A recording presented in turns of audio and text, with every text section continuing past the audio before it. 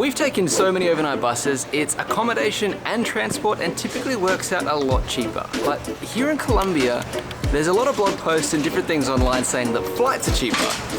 I'm not calling people liars. That's typically only if you know your travel plans enough in advance and you can book everything in. Plus, in February this year, when Viva Colombia, the ultra low-cost carrier here, went under. So today we are seeking another alternative. We are catching an overnight bus all the way from Cartagena to Medellin.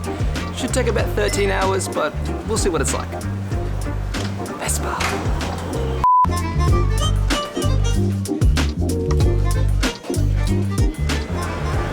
I thought I'd come outside to the Starbucks balcony to just talk about how we got our tickets. We use a company online called busbud.com.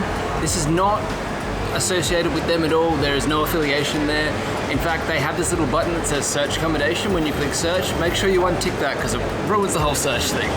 But they are the most user-friendly for people that speak English and are used to kind of that clean layout. It's either Busbud or I've seen people use bookaway.com as well, which is effectively the same thing, but I know they have a few smaller bus companies on there too.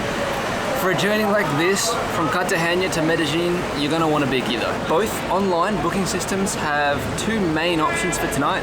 There's either Rapido Ochoa, which is a bus company we've never used before, or Expreso Brasilia, which is one of the biggest ones here in Colombia, and we have used before to get from San Gil up to Santa Marta, so we know they're good. The price for both was pretty much exactly the same at about $70 Australian per person. All right, we've got a couple more hours to kill before we get an Uber to the bus terminal.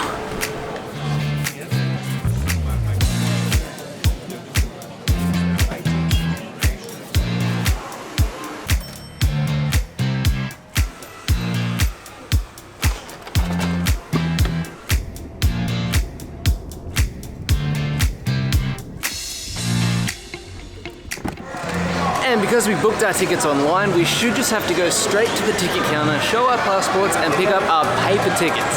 It was that easy last time, so I'm hoping it's that easy this time. And now the waiting game begins. We actually haven't had a bus in Colombia ever be on time. In fact, by the time it's meant to depart, it hasn't even arrived at the terminal, so we've probably got a couple of hours to kill still. It's quite nice at this airport that they have a little air-conditioned waiting room. Oh, bus station. That's not a good signal going into a long overnight bus, is it? We have lots downloaded, low expectations, so we should be good.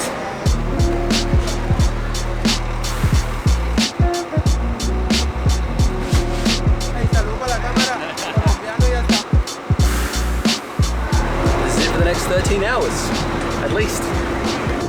There's actually TVs in the seat back. We haven't had that yet on a Colombian bus. There's something that's totally different about these buses compared to the buses in Europe and like in Turkey, is that these seats recline massively.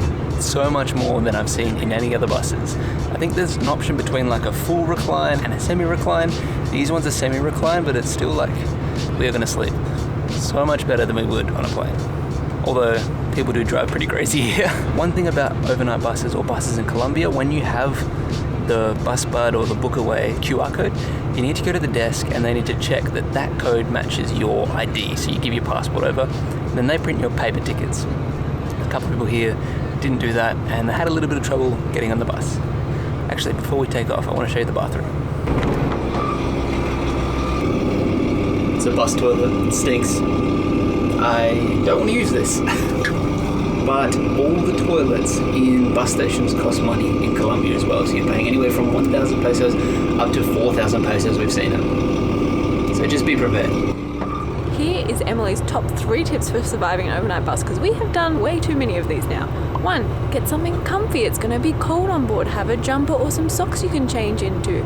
2, have some sort of headphones so you can listen to something other than the road and people talking and playing their music out loud. And 3rd, and finally, brush your teeth before you hop on, because it just makes you feel like you're going to sleep. That last one we didn't do tonight, and in fact I'm gonna have a picnic now. Bonus tip, have a lot of stuff downloaded so you can keep yourself entertained for many hours. I really enjoy this sleep podcast because then I can put it on and it's like white noise and it puts me to sleep. We also got advice from a couple of other people that have done these buses before, and they said bring a little flask of some whiskey and like really put yourself out, but I forgot.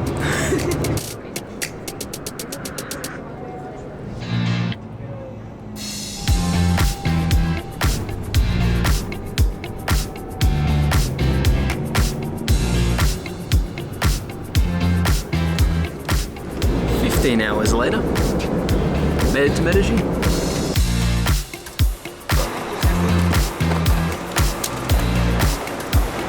Final thoughts on the bus, it stopped a lot more than we thought. It was supposed to be a 13-hour bus and we're meant to get in at 9 a.m. It's now past midday, so it took a little bit longer, and that's because it stopped all the time. The bus stopped for what seemed like an hour at one point, and then filling up petrol took a really long time too. But we did have a really cute puppy that was next to us that snuggled with us for a little bit, and a food kind of truck stop happened at about 10 a.m. but I didn't get any footage of that because I was watching Avatar, so. In any case, we made it to Medellin, 3 hours late, but we're here. Let's go to our Airbnb.